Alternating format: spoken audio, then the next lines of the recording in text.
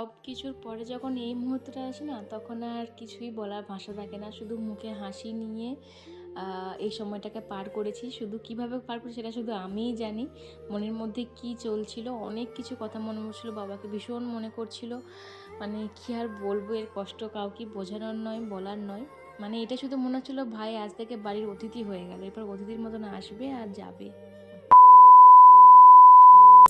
তো hello guys, welcome back to my channel. কেমন আছো তোমরা সবাই? আশা করছি ভীষণ ভালো আছো। ভগবানের কাছে প্রার্থনা করি তোমরা সবসময় খুব ভালো থেকো।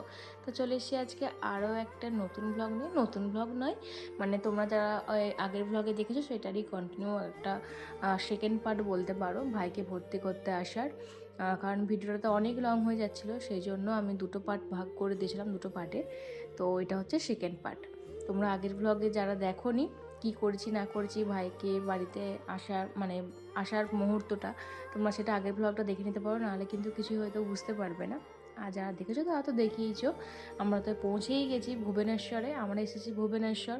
তোমরা অনেকেই জানো, আবার অনেকেই জানো না। তোমরা তো সবাই পাগল করে দিয়েছো যে ভাইকে কোথায় ভর্তি করেছি। যেদিনে আমি ভাইকে ভর্তি করি স্ট্যাটাস দিয়েছিলাম, সেদিন থেকেই অনেক অনেক মেসেজ এসেছে যে ভাইকে কোথায় ভর্তি করলি বা কোথায় করলে, কেন দূরে পাঠালে, এত কাছেই তো রাখতে পারতিস ভাইটাকে। অনেকেই অনেক রকম বলেছো।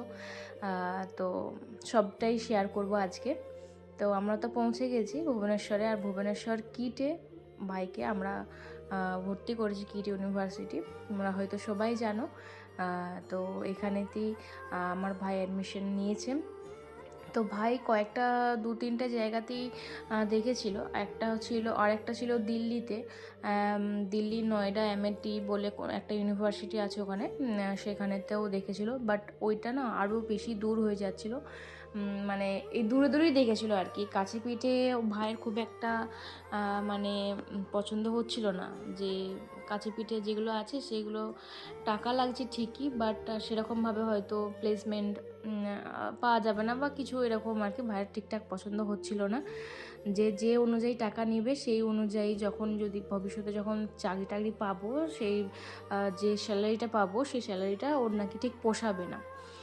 ওটা মানে শোধ করতে করতেই নাকি অনেক টাইম লেগে যাবে বা এরকম কিছু একটা হয়তো বুঝেছে। যে তারপরে কলেজগুলো সেরকমভাবে অতটাও ভালো না, যে এই কলেজগুলো যতটা ও দেখেছে, মানে রিসার্চ করে যে কী হয় না হয় সব কিছু একদম অনেক দিন থেকেই দেখেছিল। তো সেই শেষ মুহূর্তে এসে আমরা স্থির করি যে ভুবনেশ্বর কিট ইউনিভার্সিটিতে ভাইকে ভর্তি করব। আর ওর ইচ্ছে ছিল এখানেতে, ওর ওই যে দিল্লি একটা ছিল আর একটা এখানে ছিল। তো দিল্লিটা তো বহু দূর হয়ে যাচ্ছে, কারণ যখনই ধরো খুব আর্জেন্ট দরকার পড়বে ভাইকে আসতে হবে, তখন তো ওখান থেকে অত দূর থেকে তো আসা সম্ভব না। নয়তো কিছুদিন আগে থেকে আসতে হবে, বলতে হবে। আর আর্জেন্ট দরকার পড়ে গেলে সেই ফ্লাইট ছাড়া হবে না, বা কি অসুবিধা হবে না হবে জানি না। তাও এইটা অনেকটা দূর হলেও তাও যেন মনে হয় যেন একটু হলেও কাছে আছে। বাস ট্রেনের সুবিধা আছে, ওটাতে আরও 4-3 টাইম লেগে যাবে আসতে ট্রেনে। আর নয়তো তো ফ্লাইটে আসতে হবে, এটাতেই তাই 2-1 দিন টাইম লেগে যায়। তো যাই হোক, ভাই তো দেখতেই পেয়েছিলে, আমরা তো হোটেল থেকে বেরিয়ে ভাইয়ের কলেজে এসে গেলাম। আর ভাইয়ের কলেজটা প্রচুর প্রচুর বড়, পুরো ক্যাম্পাসটা এত বড় আর এত সুন্দর, মানে তোমাদেরকে আমি ভাষায় প্রকাশ করাতে পারবো না। ভাগ্যিস গেছিলাম, তাই এত সুন্দর দৃশ্যগুলো দেখে এসেছি। আর সবটাই শেয়ার করার চেষ্টা করছি শুধুমাত্র আমার মা দিদিরা দেখবে বলেছিল ভালো করে ভিডিও করবি, যাতে আমরা দেখতে পারি। যে তো পারলাম না, দেখে নেব। তবে 4 বছরের মধ্যে কোনো এক সময় আবারও অবশ্যই সবাই মিলেই যাব। তো যাই হোক, সেজন্য ভিডিওগুলো করা। তবে ভীষণ কিছু ভালোভাবে দেখাতে পারিনি, কারণ ভিডিও অনেকটাই লং হয়ে যাবে। আর যদিও ভিডিও করে রেখেছিলাম, সেগুলো আবার তোমাদের সাথে শেয়ার করতে পারিনি, কারণ অনেকটা বড় হয়ে যাবে আর তোমাদের হয়তো দেখতে নাও ভালো লাগতে পারে। আমার ভাইয়ের কলেজ আমাদের ভালো লাগবে দেখতে, তোমাদের কি থোড়ি ভালো লাগবে? অতটাও হয়তো ভালো লাগবে না। তো যাই হোক, তো ভাইয়ের তো ওখানে যেখানে অ্যাডমিশন রেজিস্ট্রেশন হচ্ছিলো সেখানে তো ভাই আর সৌগতদা গেছিলো, একজন গার্জেনকে ঢুকে দিয়েছিলো, বাকিদেরকে তো দেখতে দেয়নি। বাকিদের যেখানে গেস্টরা বসেছিলো বা পেরেন্টসরা বসেছিলো সেখানেতেই চা কফি জলের ব্যবস্থা ছিল। সেখানটাতে চা কফি নিয়ে আমরা একটু ঘুরে ঘুরে চারিপাশটা দেখছিলাম। মানে খুব সুন্দর জায়গাটা, কলেজের চারিপাশটা আর কি। আর জানো তো এখানে ভাইয়ের আইডি কার্ড তো হয়েই গেছে, তারপর তো বসে বসে গল্প টল্প করছিলাম। আর সুদীপার ভাই ছিল মানে রূপম, ও আমার একটা ভাই, আগের বছরে ও এখানেই অ্যাডমিশন নিয়েছে। তো একটা ভীষণ ভরসার জায়গা আছে যে কিছু হলে, কিছু যদি অসুবিধা হয় ও তো আছে পাশে, একদম আমাদের ফ্যামিলির মতনই। তো ওটা একটা ভীষণ ভালো ভরসা, কোনো বিপদে আপদে পড়লেও ওকেও মানে পাশে পাবো আর কি। কখনো দরকার পড়লে দুজনে একসাথেও যেতে পারবো বান্ধবীরা মিলে। তো যাই হোক, তো ওখানে তো হলোই। আর জানো তো ভাইয়ের কলেজের এখানে ওই ছোটো ওই গাড়িগুলো আছে যেগুলো তোমাদের প্রথমেই দেখালাম কলেজে ঢুকি, সব মহিলারা ওই গাড়িগুলো চালায়। আর ওইগুলো করে হচ্ছে যে ভাইরা এই ক্যাম্পাস থেকে ওই ক্যাম্পাসে যেতে পারবে, মানে ক্লাসরুম থেকে এই ক্লাসরুম থেকে ওই ক্লাসরুম, মানে তোমাদেরকে যাওয়া আসা নিয়ে যাওয়ার জন্য ওই গাড়িগুলো করা হয়েছে। খুবই সুন্দর, বেশ টোটোর মতন, তোমাকে পায়ে হেঁটে খুব একটা করতে হবে না আর কি। তারপরে ওখান থেকে চলে আসার পরে আমরা কিন্তু চলে গেছিলাম ভাইদের কলেজটা পুরো একদম ইউনিভার্সিটিটা ঘুরে দেখার জন্য বাসে করে। সবাইকে ঘুরে ঘুরে দেখানো হচ্ছিল ওই বাসে করে। তো ভীষণ ভালো লাগলো, এত সুন্দর, এত বড় এরিয়া, আর চারিদিকে এত জিনিস, মানে সব রকম সুবিধা তুমি ওখানে পেয়ে যাবে। হসপিটাল থেকে শুরু করে খেলার গ্রাউন্ড, সব রকমের খেলার গ্রাউন্ড ওখানে আছে। তারপর তো মানে কি আর বলবো, অনেক অনেক কিছু দেখেছি, আমার এই মুহূর্তে মনে পড়ছে না। ভীষণ সুন্দর জায়গা, ভীষণ সব কিছুর ফেসিলিটি পাওয়া যাবে ওখানেতে। তো ওটা ঘুরে দেখানোর পরে তারপরে ওখান থেকে টিফিন দিয়েছিল কিছু, সেখান থেকে বার করে দুটো একটা কেক বিস্কুট খেয়েছিলাম। তো তারপরে আসার পরে এখানে চলে এসেছিলাম। এখানের জায়গাটা হচ্ছে যে ভাই যেখানে হোস্টেলে থাকবে সেই রুমটা ভাই হোস্টেলে নিয়ে নিয়েছে এখানেতেই, কিন্তু সেটা আমাকে ক্যামেরা করতে দেয়নি। আমি যেটুকু করেছি ওই লুকিয়ে লুকিয়ে করেছি তোমার সাথে শেয়ার করব বলে। তো যেটা আসল সেটাই দেখতে পেলাম না, ওর হোস্টেলের রুমটা যে একটু গুছিয়ে দিয়ে আসবো বা কিছু, সেটা করতে পারলাম না, যেতে দেয়নি, দেখতেও দেয়নি। তো ভিডিও কল করে আমরা দেখেছি যে ভালো রুমগুলো 3জন করে মানে একটা রুমে 3জন করে থাকছে, একটা বেড, একটা টেবিল, একটা করে ওয়ার্ড্রপ দিয়েছে।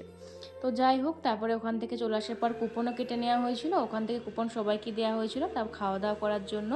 তো ওখানে খাওয়া দাওয়া করে নিলাম। 2000 years later.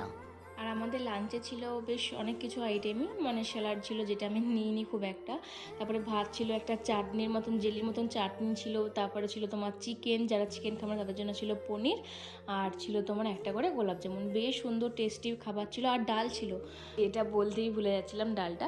তো যাই হোক, তারপর তো ওখানে খাওয়া দাওয়া করে আমরা চলে এসেছিলাম ওই গাড়িগুলোতে করে হোটেলের রুমে। ওই গাড়িগুলোতে হোটেলের রুমে আসিনি, মানে গেট পর্যন্ত এসেছিলাম, তারপরে গাড়ি করে হোটেলের রুমে চলে এসেছিলাম। একটুখানি রেস্ট নিয়েছিলাম, কারণ সেখানে আর সেরকমভাবে কোনো কাজ ছিল না সেই কারণে।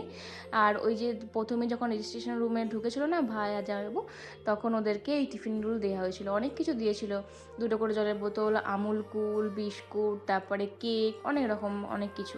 তো ওগুলোই ভাইকে বললাম তুই নিয়ে যা, তোর যখন ইচ্ছা হবে খাবি। তো যাই হোক, তারপরে তো আবারও আমরা বেরিয়ে পড়েছি 4টে-5টার দিক করে।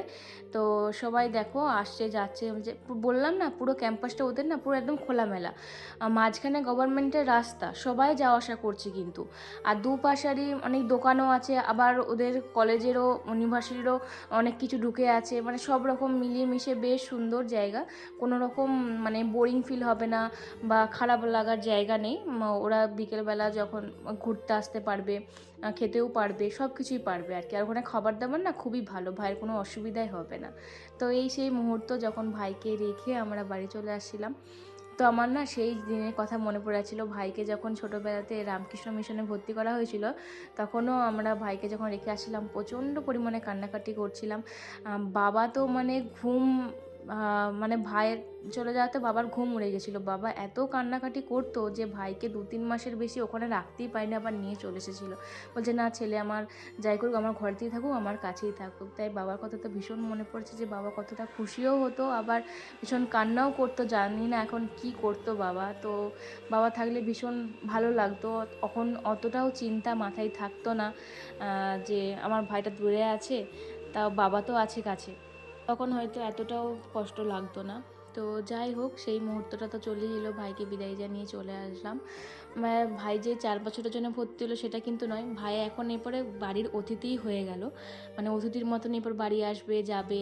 ধরো কখনো ভাই হয়তো চাকরি পেয়ে যাবে বা পড়াশোনা কমপ্লিট করার পর, তখন থেকে তো বাইরেই থাকবে। আর তো সেরকমভাবে এই যে এক নাগাড়ে যে বাড়িতে থাকাটা, সেটা আর ভাইয়ের কিন্তু শেষ, মানে জীবনে বাড়িতে থাকা শেষ, এবার অতিথির মতন আসবে যাবে এরকম আর কি। কিন্তু কি করবো বলো, ভালো কিছু পাওয়ার জন্য তো কিছু ত্যাগ স্বীকার করতেই হবে। তোমরাই জানিয়েছো কমেন্টে, তোমাদের অনেক সুন্দর সুন্দর কমেন্ট পেয়ে আমরা কিন্তু অনেক সাহস পেয়েছি। এরকমই পাশে থেকো আর আমার ভাইকে অনেক অনেক আশীর্বাদ করো, আমার ভাইয়ের যেন স্বপ্ন পূরণ করতে পারে।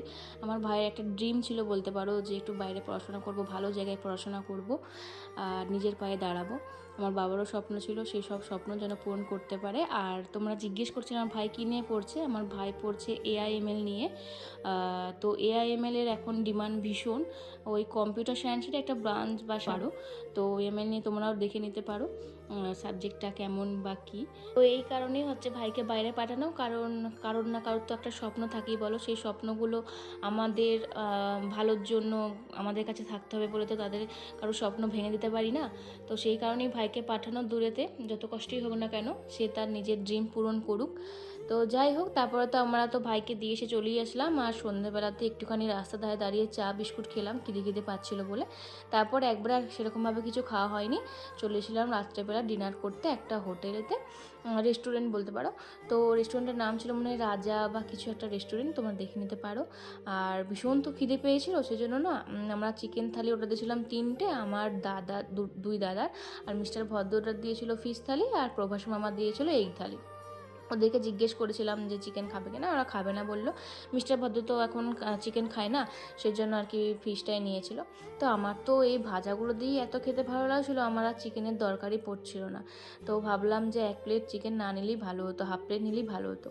তো ভীষণ ভালো টেস্টি ছিল এই হোটেলটার খাবার দাবারগুলো। তো যাই হোক, কেমন লাগলো তোমরা অবশ্যই জানিও আজকের ব্লগটা। ভালো লাগলে অবশ্যই লাইক কমেন্ট শেয়ার করতে একদম ভুলবে না। দেখা হচ্ছে পরের ভাগে খুব তাড়াতাড়ি, ততক্ষণ ভালো সুস্থ থাকবে। আর প্লিজ প্লিজ পেজটা ফলো দিয়ে পাশে দেখো। বাই।